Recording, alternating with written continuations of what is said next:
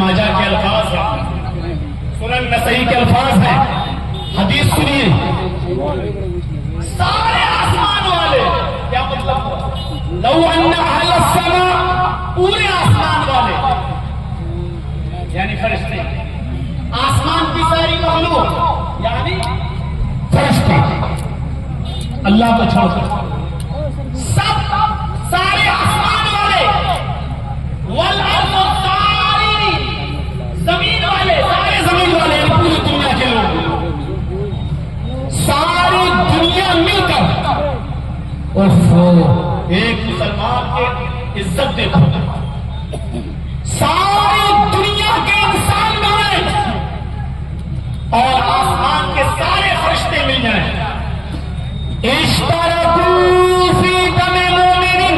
और सब मिलकर एक मुसलमान को कत्ल कर दें, एक मोमिन को खून का खून बहा दें बिना किसी गलती के,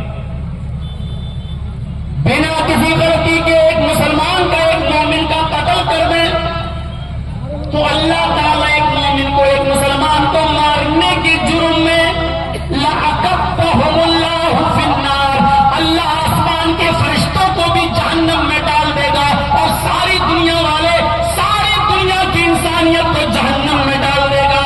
ये एक मुसलमान के खून का एहतराम है। अल्लाह के नबी फरमाते हैं, अगर फरिश्ते भी एक मुसलमान के खून में शामिल हो जाए और जमीन वाले भी एक मुसलमान के खून में शामिल हो जाए तो अल्लाह उन सबको जहन्नम में डाल देगा। उलमा बैठे, पूछो अकब्बहुम कहाँ है? अल्लाह ऐसे नहीं फेंक देगा, मुंह के बल जहन्नम में डाल देगा, औंधे मुंह उल्टा करके उन सबको जहन्नम में फेंक देगा। ये है एक मुसलमान के खून का एहतराम, ये है एक मुसलमान के खून की इज्जत।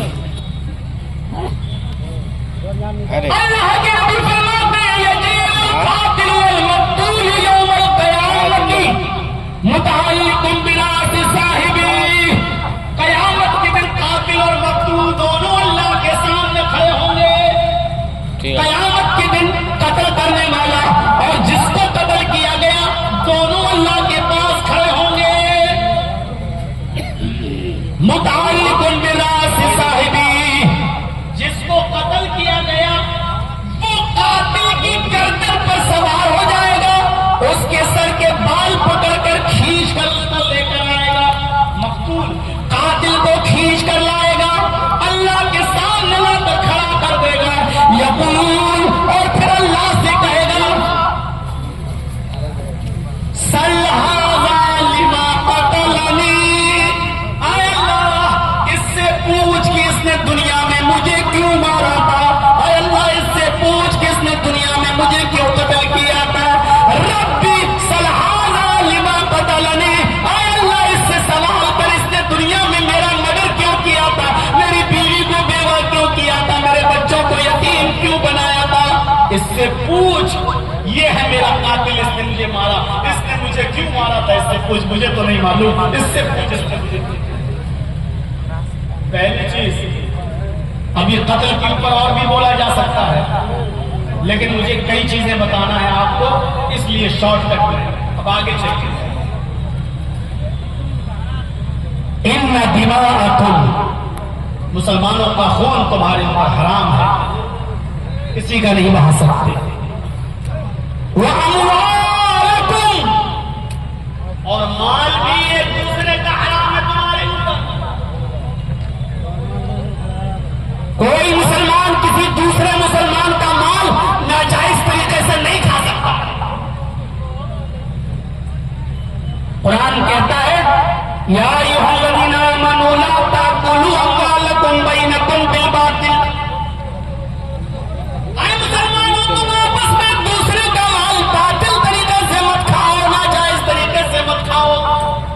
बातिल कह दिया, हर गलत तरीका इसमें शामिल है, बातिल तरीके से आप मत खाओ। जर्जीस साहब की दुकान है मोबाइल से भागते, मैं मैकेनिक मोबाइल मिसाल दे रहा हूँ, सुनिए, हराम कमाई की।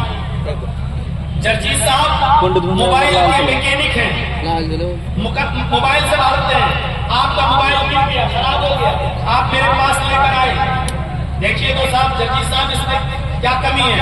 मैंने देखा, देखने के बाद मैं जान गया हूं इसमें 100 रुपए की एक चीज पड़ेगी और ये सही हो जाएगा। मैंने उससे कह दिया साहब इसमें तो बहुत कमी हो गई है, इसमें तो 1000 रुपए का खर्चा लगेगा।